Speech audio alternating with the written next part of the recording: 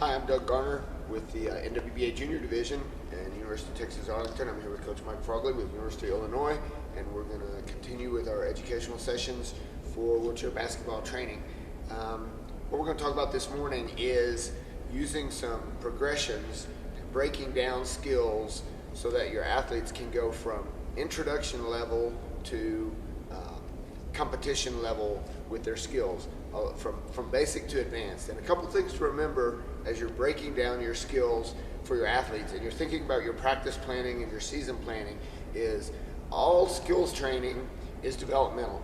Everything you're doing as a coach is developmental. And you're taking athletes from basic intro level, maybe what they would call a closed set basic skill, up and adding variables along the way to make the skills more game-like. So everything you want to do is you're training for game training. A closed set skill is something that's going to be the same when you do it in a practice as it is when you do it in a game. In wheelchair basketball, there aren't a lot of closed set skills, maybe a free throw, except in a game you're adding the variable of the pressure of the game, the crowd, the other players on the floor. But if they can't do the basic closed set skill with good technique, with good follow through, and with good success, then as you go along, the success rate is actually going to go down. So you're going to spend a lot of time with basic skills training and generate success at that level, especially for your younger athletes. What makes it hard as a junior coach is that when the kids come to practice, they want to do one thing: they want to scrimmage. So what you have to do as a junior coach is find ways to make these skill development practices fun. So you want to add a little fun in with your skill development, but basically you're focusing on basic skills and moving them up to advanced. So when you're planning your practices, maybe a little bit of skill development, a little bit of scrimmage like 2-on-2 or 3-on-3 or things like that, and then moving up to 3-on-3, 4-on-4, 5-on-5. One thing to remember that I think is very important is all skill development is hierarchical.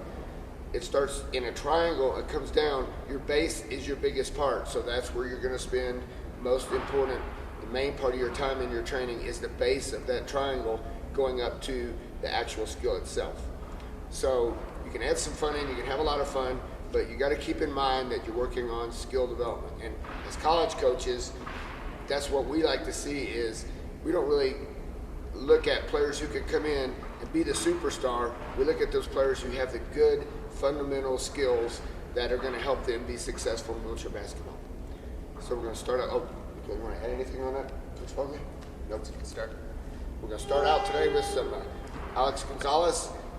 Played junior ball at Houston, and Alex is here with us today. He's a freshman year at University of Texas Arlington, and Coach Frogley is going to start out with some ball handling drills.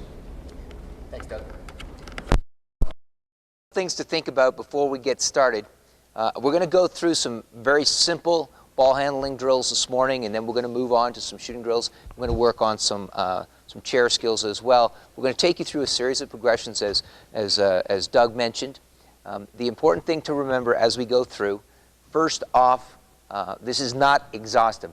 We really encourage you to go and search on the internet for other drills. What we really want to emphasize is how you can make drills increasingly difficult to challenge your athletes and get closer and closer to that game-like setting that you want, because that's ultimately what we want to practice game-like skills. So we want to know how to move that junior athlete that's just starting out, or that individual who's newly injured and just coming to wheelchair basketball, how to move them all the way up and challenge them, and one day maybe get them to a Paralympic level. The other thing to keep in mind as we're watching the drills, some of the very best players in the game today, they started out with these drills, they still do these things. So fundamentals don't stop when you move up to the highest levels of performance. I'd really encourage your athletes to continue to do these